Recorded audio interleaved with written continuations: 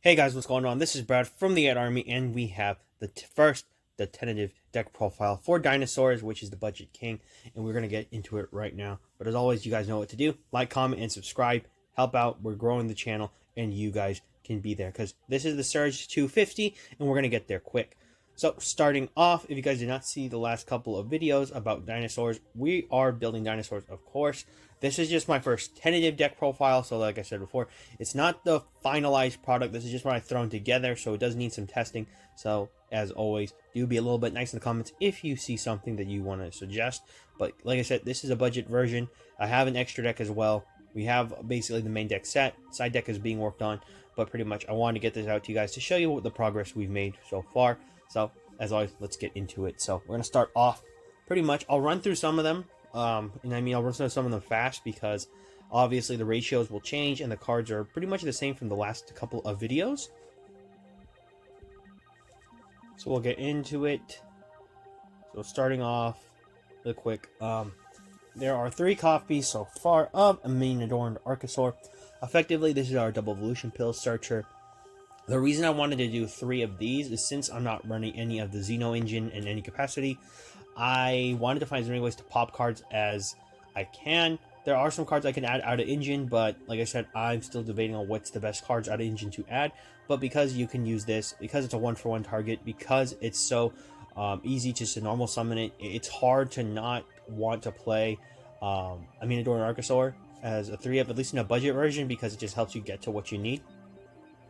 So that's pretty much why I'm playing it. There's lots of targets to destroy, so that's another reason too. Next, to complement him, 3 babies and 3 copies of Petite Pteranodon.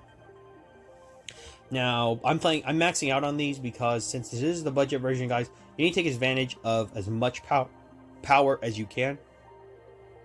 And I think by having the babies, it facilitates more of your ability to just kind of swarm.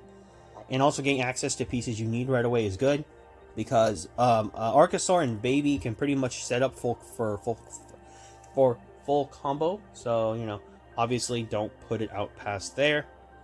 And moving into level 4s, I have 3 copies of Soul Eating Oviraptor. I personally really think that this is the heart and soul of the deck, even more so than like UCT, because with this card you basically can fix a lot of the issues that you need. Maybe you need to find a specific card, maybe you need to bring something out of the graveyard and you have another dinosaur.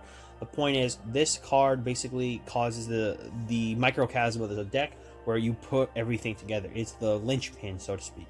So as this thing stays at 3 and it's budget friendly, here you go. You have Oviraptor, your ultimate basically Stratos in my opinion. So, you know, he does so much for one deck, it's pretty nuts. So moving into our new card actually brought into here is 3 copies of the Kaitotera. This card basically changes the way that the deck plays a bit, because it's arguably your secondary best normal summon, I think, if you want to go that route, because of what it does. So getting this card onto the field, you search a polymerization through its effect in the main phase, and then also you basically go into Hornsaurus with this, which I'll show in the extra deck later. You also basically get to recur your poly if it gets banished and you special summon it. So pretty much this card allows you to play 1 poly, which was really nice that they actually thought about doing that as an engine for this deck. So pretty much this card's really good. It helps out the deck a lot, and it gets you a new line of play that you never got to see before. So and the fact that it's very cheap for both cards, very helpful for budget or just dinosaur players as a whole, because now you have access to this mighty engine and it's very cheap. So yeah, Kaitotera. Now that was an anime card before, and I'm just happy they kind of did it justice by making it better, because they could have just made it kind of bad, but they didn't. So one of, we have Misk, and we both have Giant Rex.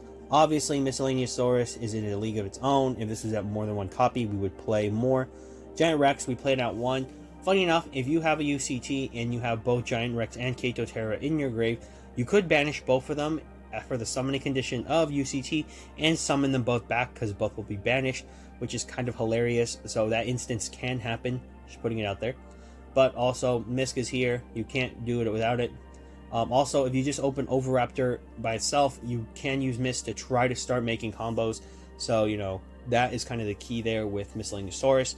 It kind of fixes the issues with this deck, because I do think one of the weaknesses I've had through my basic testing is just making sure I have access to like double evolution pill fully, because a lot of times you will have to like try to make monsters to, you know, the non-dinosaur monsters, and then try to banish them. So, you know, just letting it out there for you guys. Practice with your decks always and try to find the best way to do it, and then tweak them as you go. Now the next card, obviously, I think is 2 copies of UCT, your boss monster, your board, basically finisher when you want to add it to your board. This card basically does everything you need it to, book a mooning your opponents. It's just so good. It's really hard to not stress how good this card is. I think it's because it's like stuck in dinosaurs sometimes, because maybe they're not the most powerful archetype, but this card, you can't ignore how strong it is. That's the point. Its presence is very good on the field, and it kind of forces your opponent to deal with it in some capacity. So 2 UCTs, absolutely fantastic that it's like a 1-cent card. So yeah, make yourselves happy if you're a budget player like me. So, you know. Also, we are running 1 copy of the Transcendosaurus Meteorus. This might change. 1 copy of Pankratops. So these are like my big dinos that come off of Petite Pteranodon. Transcendosaurus Meteorus, the thing is this. I liked it originally because I thought of its effect. Funny enough, this has only come up in tentative testing a few times where I had it in hand and I actually did use its effect on my opponent's turn to pop babies and summon them on my opponent's turn, which was kind of hilarious because they're like, oh. And then I start summoning, searching, doing it, set up, and then like obviously they can't attack, so then it try to forces them to deal with my board. But just know, guys, if you are playing against other decks and you are trying to go second, here's the thing: if you're gonna do Transcendosaurus effect, understand that it opens you up to like talents and thrust and stuff like that. So just know that this card's really good if you want to try it out, but sometimes it can be a brick, and sometimes it's a high risk, high reward. But there's nothing more hilarious than summoning this off of like Petite Pteranodon, and your opponent's like, you can summon it, and it's like, yeah. So just keeping it in mind. And then to round out the monsters, triple Lithosagium. I mean, it's a budget version. We need to pop the babies. And 3 copies of Ash Blossom. So pretty much that's all you're going to need. I'm running the Ash because it's just generic. You could run Droll, anything else, but I wanted some hand traps in the deck. So we're going to move on to spells. So starting off with the spells, guys, we have triple copies of Fossil Dig. Obviously, this card isn't going to go anywhere because you're running a dinosaur deck. We're on a budget, so we have to bolster our consistency as much as possible. And also, obviously, Fossil Dig is the best one. Like, there's never a time where you need anything higher than, I think, a level 6 you want to search anyways. Like, some people say, oh, it'd be great if you could search Pankratops. In this deck, it doesn't really matter because you could get to it anyways. So, you know, just putting it out there. This card is just really good. So, it being budget, obviously, good. Lost World. Lost World, obviously, this is a Lost World variant of the deck. We are focusing on using Lost World because once you get the Lost World, I wouldn't say the Lost World lock, but once you get the Lost World setup complete, it's very hard for your opponent to deal with your board unless they're running specific techs in their deck. So Lost World itself is a problem for your opponent because the moment you normal summon, you give them their token, they're basically stuck only targeting tokens. And that can be annoying for some opponents. So, like, you know, people used to play Link Spider before to get rid of tokens.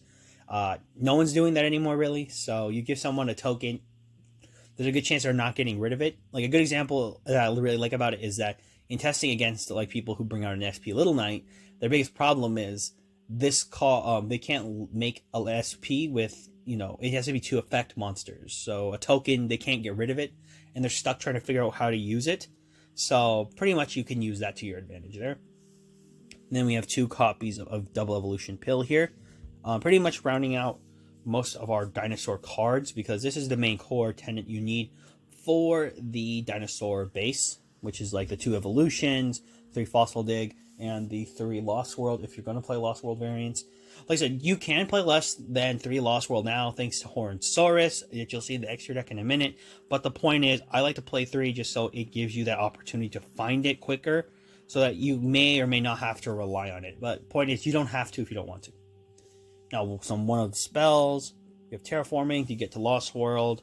The aforementioned 1-for-1 for a Nemodorn Archosaur. If you were playing Jirac Aolo, because you could play that as well, because it's a level 1 dino, you could play it in the deck so you'd have a tuner. Just putting it out there because you can buff up your 1-for-1 targets, but I'm just doing that for the access to an Nemodor Archosaur because I just want to see it as quickly as possible, because if I don't draw the evolution pill, I don't really want to search it off of some other cards I'm about to show you, so I'd rather just get it out through its effect. And finally, the 1 copy of Polymerization. I felt like playing the OG Poly just because I know in the anime, the OG Poly, you see it a lot, or at least this artwork, so it's kind of funny. But yeah, pretty much I have that for my like 1-of spells, because pretty much you don't really need too many. I think in this deck you don't need too many spells unless you're like a dedicated builder going second or first. But this is the card I think is absolutely required because you do need it. So if you guys haven't seen the video, but it's obvious, you're playing triple pot of Prosperity here. So basically why I threw Prosperity in this deck is that there is no reason you do not play any way to like make your consistency better. And because this deck is so cheap, I found my way to be able to use this card in this deck very effectively, because the game plan is pretty much simplified because it's a budget deck. So by maximizing my consistency through the use of Prosperity, I'm able to effectively dig better through my deck and get pieces I need in case I'm in trouble or whatever. But also this is going to be more important for when the side deck is completed, because there's going to be a lot of cards you need to switch in and out of to like defend yourself from your opponent. So keep that in mind, guys. Prosperity is very important for just matchups as a whole, because there's just some times where you're going to need to find a piece, and hey, you do have that access and your extra deck is a resource. So that's why I'm playing 3 Prosperity to round out this basically this tentative profile. I really like this card, and pretty much I thought it was best to throw it in this deck right now because I thought this deck was good, but I wanted to improve its consistency and I didn't really have a specific card for it. I didn't really want to play Extravagance because we could play it on a super budget, but I'm going to be honest, I wouldn't recommend you to play it on a super budget unless you absolutely have no other option. This is one of these cases where I'm like, if you can afford the cards, go ahead and get them, because they're not actually that much more for a card that can do a lot better usage. So yeah, that's kind of what I'm going to go with it with you guys there, and we're going to move on to the extra deck. So moving into the extra deck, we have some multiple copies of cards, but that's just because obviously you saw we are playing Prosperity. So first, 2 copies of Evolzar Dolka and 2 copies of Evolzar Lagia. So for you guys who don't know, Dolka is basically a monster effect negation, so he's like strike is what people mostly say, where Lagia is like solemn warning, where he negates summons and stuff like that. So pretty much both of them here serve their purposes of being negations. Most of the time in your end boards, you can get a setup where you have like multiple level 4s, so you can either go for Dolka and Lagia, go for maybe just one or the other. The way I like to say, Dolka is basically like your big way to stop Nibiru, big way to stop a lot of problems. So pretty much both of them are really good. And you play 2 of, because usually they're going to be one of those copies you're going to banish off of the Prosperity, just so that you have access to other cards in your deck. And you only really need 1 for your game anyways. UCT is usually your game ender as you go on, so they're basically more to hold you into the game, and then you finish the game with your other monsters. And then 2 copies of the brand new Horned Saurus from Maze of Millennia here. So Horned Saurus is one of these cards where if you just look at it at face value, this card's actually designed extremely well. My reasoning for it is always, first, its first effects that are really good. Its second effect to effectively allow you to place a field spell. So you don't actually activate, you place. So it can be from your graveyard or your deck. So basically you can recycle Lost Worlds. If you were playing any other field spell, you can actually take it and use it. More importantly, one fact I really like about this is that this card can actually be used for a time card, in that if you're able to attack and you summon this card, it can attack directly the turn it's special summoned. So you have to keep that in mind. This thing has 2k attack, so you're able to punch your opponent for 2,000. That's actually a lot of damage, so there's usually not a way they're going to be able to like fix it unless they're playing like Ghost Sister, so you can keep that in mind. Also, its effect that once you can basically additionally normal summon. This card basically fixes a lot of issues I think this deck had if you're running this version of the deck. Because of that additional normal summon, it basically means if you normal summoned OV and it got negated, or you normal summoned Kato and it got negated, but you were still able to access your poly and you summon this thing, is basically going to give you another shot at like setting up something or going into another combo line. So that's why I really like this card. One thing I like really too is that you can just like have it get destroyed through like the use of a Nemadorn, and then pretty much you don't care because it's going to go to the grave and you pretty much get set up. So it can basically trade itself in a lot of times. So keeping that in mind, guys. Then we're going to move into the links. So we have a few links. I'm going to change up this lineup though because I just kind of threw it together so that I had something in here, and there's a lot of cards I wanted to play that were in other decks. So I try to keep it budget minded, but there's some cards that I think you need to play to make it better. So starting off, we have a couple link 2s. So the first one's Pit Knight Early. I only really put this in here because I do have IP Masquerade in here, and you can use this as like a pseudo combo because you do have enough monsters for it. But pretty much this might come out because I do like it, but I don't really care for it too much after doing some testing. I now also have the card I think this stays in is Cross Sheep. So you use Cross Sheep effectively for the Horn Source combo. So, and the fact that it's a generic monster, so pretty much you just need 2 monsters with different names. It makes this really easy to use. So Cross Sheep is a very good card for this deck. I'm also playing a copy of Security Dragon. One of the big reasons I'm playing Security Dragon is that this card's just a bounce and I had access to it. Personally, you don't have to play this, but if I had to substitute out Security Dragon, it would probably be subbed out with a copy of maybe a Nightmare or some type of card to just facilitate something. Like, I know that sounds kind of broad, but it's more like I'm just trying to use it as like a generic link, but also some way to like bolster our extra deck. There's lots of budget options you can use because they always usually boil down to Nightmare monsters, but it can also be like Pentastag. So I thought about putting it in, so maybe Pentastag will show up in the next profile. And then to run off our link 2s, we have the 1 copy of IP Masquerade. Personally, I think you play this if you want. You don't have to.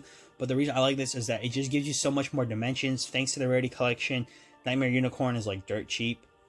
And I'm pretty sure this card will probably be the next rarity collection. So this card's like not necessarily super cheap because it's not like $1 or anything. But, you know, this card is definitely worth its weight in gold. No pun intended because it is gold rare. But my point is, if you want to play this card and you're going to throw it into any deck, this card is definitely worth it. You will get some mileage out of it. So definitely think about that. Then moving into our only link 3 in the whole extra deck, we have Nightmare Unicorn. I just like Unicorn. It spins cards. You use in combination with Masquerade if you want, or hard make it to like out cards. This card's just really good. So just putting it out there, guys. It's basically what allows the deck to kind of be cheeky because you can go a few different like routes.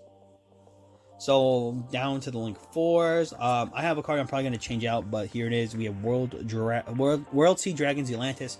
So I put this in the deck because I didn't have access to board wipes, but I wanted some way to do a board wipe, and pretty much Zelantis was the way. So I'm just letting you guys know this is why Zelantis is here. He's basically effectively like a board wipe in a way, so that, funny enough, when you summon them back to your opponent's field, the monsters, you can kind of pick positions. So yeah, this kind of helps out by like shoving like specific attack position monsters in defense position, so you can run them over with UCT. But pretty much Zelantis is here. I wouldn't say that he's like the greatest card ever, but he's very unique. And then to round out my link 4s, we have both Dinosaur Dragon, and we have a copy of Appaloosa Bow of the Goddess. So effectively both of these, basically you could technically say Borosword's your budget access code talker if you want. Personally, I think it's more than that, but it's because in this deck you're able to get into it pretty well, and if you get into that card, Borosword with UCT, you're doing a lot of damage. You probably could OTK your opponent if they're not prepared for the setup. Also for Appaloosa, we just play Appaloosa because we need a generic link, and I thought it was best to play Appaloosa because it is budget friendly but also very powerful. So if you guys are wondering, Appaloosa is probably your best bet for a budget link 4 that can do a lot, because this card will put in a lot of mileage as you play it. But pretty much that's it, guys. That's the whole tentative deck profile that I've been working on for Dinosaurs. Obviously, it's not fully completed. I don't have a side deck. I need more testing. But pretty much that's what I've got for you guys today. And yeah, as always, this is Brad from the Ad Army signing off. And for all of you out there, to sign on.